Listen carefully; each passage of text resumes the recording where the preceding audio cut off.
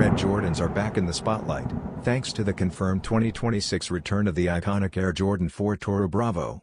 But ahead of that, the Air Jordan 4 RM, a fresh, lower-cut spin on the classic AJ4, continues to build momentum with its latest release.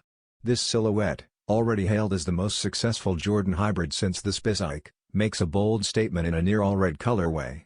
The vibrant red hue dominates the shoe, from upper to midsole, with only slight contrast from the white Jumpman tongue label and Nike Air branding on the heel. An icy translucent outsole adds a cool finish at the toe and heel.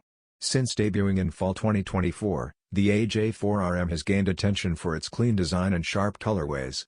Now, arriving in perfect timing with Red Jordan hype, this $155 release is expected to hit shelves in fall 2025, just as fans ramp up excitement for the Toro Bravo comeback.